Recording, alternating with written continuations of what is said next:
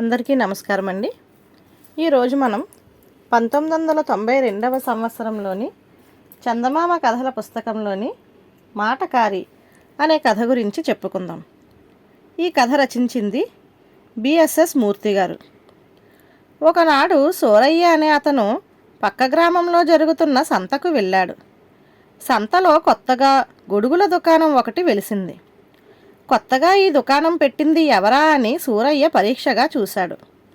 దుకాణంలో వీరయ్య కూర్చొని ఉన్నాడు. ఈ వీరయ్య సూరయ్య గ్రామం వాడే, బాగా పరిచయస్తుడు కూడా.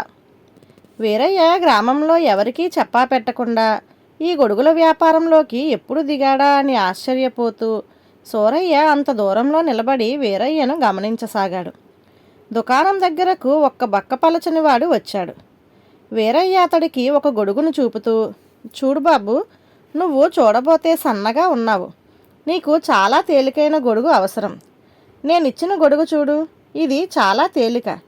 ఇది పుచ్చుకొని 5-6 కోసులైనా చకచకా నడిచి వెళ్ళగలవు. అసలు గొడుగు పట్టుకున్నట్టే ఉండదు అన్నాడు. ఆ బక్కపలచని వాడు గొడుగు విప్పి పరీక్షగా చూసి తృప్తిపడి దాని ఖరీదు ఇచ్చి వెళ్ళిపోయాడు. ఇంతలో లావుపాటి ఆసామి ఒకడు గొడుగు కొనడానికి వచ్చాడు.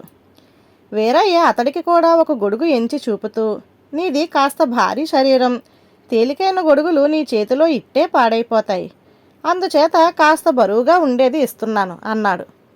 లావుపాటి ఆసామి గొడుగును అటూ ఇటూ తిప్పి పరీక్షిస్తుండగా వీరయ్య, అన్ని వస్తువుల మాటేమో గాని ముఖ్యంగా గొడుగు అనేది మాత్రం మన శరీర ప్రమాణానికి తగ్గట్టుగా ఉండాలి.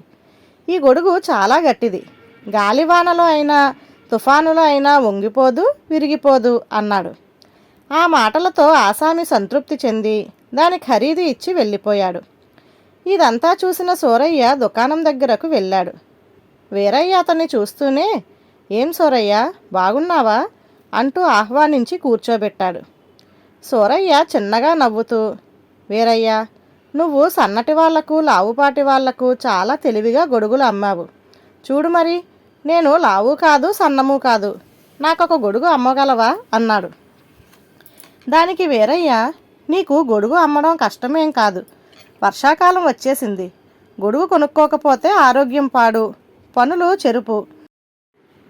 అందువల్ల నువ్వు ఎలాగైనా గొడుగు కొంటావు అంటూ ఒక గొడుగు ఎంచి సూరయ్యకిస్తూ, ఇది నీకన్ని విధాలా సరిపోతుంది అన్నాడు. సూరయ్య గొడుగు కేసి కొంతసేపు పరీక్షగా చూసి, ఇది అంతా బాగున్నట్టు లేదే అన్నాడు. అలా అనకు. నువ్వు దీన్ని అలా చేతిలో పట్టుకొని నిలబడితే మన ఊళ్ళో అందరినీ మించిన పెద్ద మనిషిలా కనిపిస్తావు. గొడుగును అలా విప్పి వేసుకుంటే నీ ముఖంలో జమీందారు కళ కనిపిస్తుంది. ఆ పలంగా గుర్రాన్నెక్కి స్వారీ ప్రారంభించావనుకో, సాక్షాత్తు ఈ రాజ్యాన్నేలే రాజుగారిలాగే ఉంటావు. ఈ సంగతి నీకు తెలియదు అన్నాడు వీరయ్య. సూరయ్య గొడుగు విప్పి పట్టుకొని, నువ్వు చెప్పే మాటలు నేను నమ్మను అన్నాడు. వీరయ్య ఒక అడుగు వెనక్కి వేసి కొద్దిగా తల వంచి, నేను చెప్పిన దాంట్లో అబద్ధం ఏమీ లేదు. ఈ గొడుగు వేసుకుంటే మీ స్వరూపమే పూర్తిగా మారిపోయింది సూరయ్య గారు అన్నాడు. ఆ మాటలకు సూరయ్య ఆశ్చర్యపోతూ, ఎంతసేపు నన్ను నువ్వు అంటూ మాట్లాడిన వాడివి ఇప్పుడు మీరు అంటూ వల్లమాలిన గౌరవం ఇస్తున్నావేమిటి అన్నాడు. ఈ గొడుగు వేసుకున్నాక మిమ్మల్ని నువ్వు అనేందుకు ధైర్యం చాలడం లేదు అన్నాడు వీరయ్య.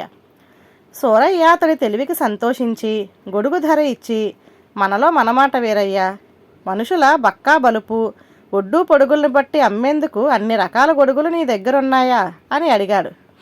అందుకు వీరయ్య పెద్దగా నవ్వి, నా దగ్గరున్న గొడుగులన్నీ ఒకే రకం.